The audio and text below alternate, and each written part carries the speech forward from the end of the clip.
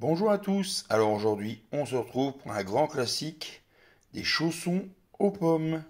Allez, je vous invite à regarder la liste des ingrédients, vous verrez, il n'y a pas grand chose, c'est simple à faire.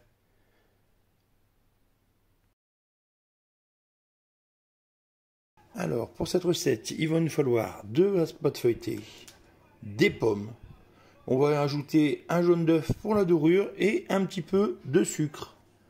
Allez, on est parti. Alors, j'ai pris une casserole. Dedans, j'ai mis mes pommes que j'ai épluchées, épépinées et que j'ai coupées en morceaux.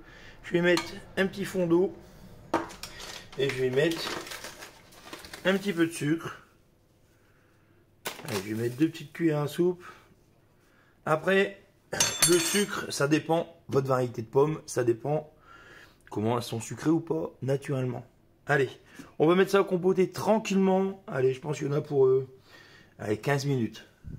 Allez, regardez, ma compote est prête. Je viens de la mixer. Hein. Donc vous pouvez rajouter du calva si vous aimez bien l'alcool. Il n'y a pas de souci. Vous pouvez rajouter aussi en sucre, vous rajoutez un sachet de sucre vanillé. Ça va ramener un bon petit goût aussi. Donc là, notre compote, on la réserve et on la met au frais. Allez. Donc, on est le lendemain, parce que j'ai fait ma compote la veille qu'elle soit bien froide. Donc, là, dans ma pâte feuilletée, j'ai découpé 4 ronds avec un bol, tout simplement. J'ai redonné un petit coup de rouleau pour leur donner un côté ovalisé. Vraiment un petit coup en haut, en bas, ça suffit. Et donc là, on passe au montage. Donc, on va prendre un petit peu d'eau avec un pinceau. On va humidifier les bords. Hop. Alors si votre pâte est trop molle, n'hésitez pas, comme moi je m'embête plus. Hop, j'ai découpé, je les ai passés un peu au congélateur. Ça permet de redonner un peu de corps à notre pâte. Donc là, on met une cuillère en plein milieu.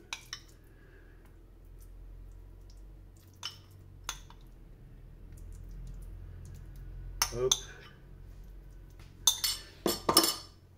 On va rabattre. On va rabattre. Hop. Donc surtout, il ne faut pas en mettre trop parce qu'il ne faut pas qu'il y ait de compote. Mais voilà, comme ceci. Voilà, c'est tout à fait ce qu'il ne faut pas.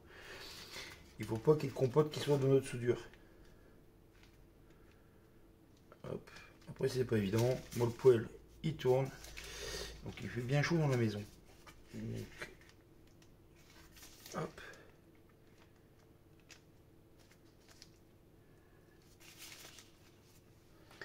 Donc, à cette étape-là, je vais prendre une fourchette.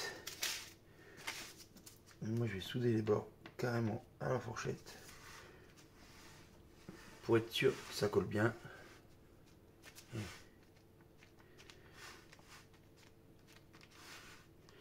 Après, c'est pareil, si vous n'avez pas envie de vous embêter, vous prenez de la compote industrielle. C'est bête à dire, mais il y en a des très bonnes. Hop. On fait la dernière.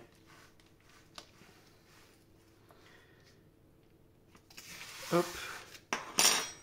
Là, avec un couteau, on va venir faire quelques décos. Donc, il faut faire des traces, mais sans percer.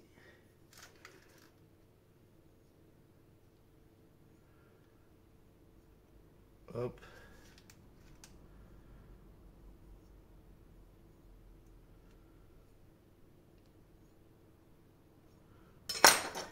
Après, on va y appliquer notre dorure, donc un jaune d'œuf avec un peu de lait ou un peu d'eau. Ça va nous rendre ça bien brillant.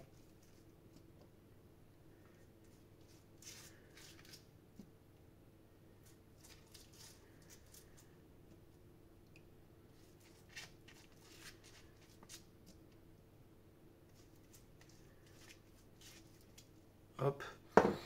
On n'oublie pas de faire 2 trous derrière pour que la vapeur de la compote ne détrempe pas trop notre pâte. Sinon notre pâte elle va pas être croustillante, elle va être toute molle.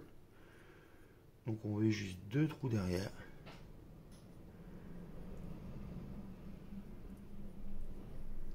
Hop. Et on passe au four. Donc une vingtaine de minutes à 180 degrés. Et voilà, Zouto, après cuisson, regardez, ils sont bien dorés, ils sont bien croustillants. On va se régaler. Encore une recette toute simple. Allez, on se retrouve bientôt pour de nouvelles recettes. Bisous, bisous.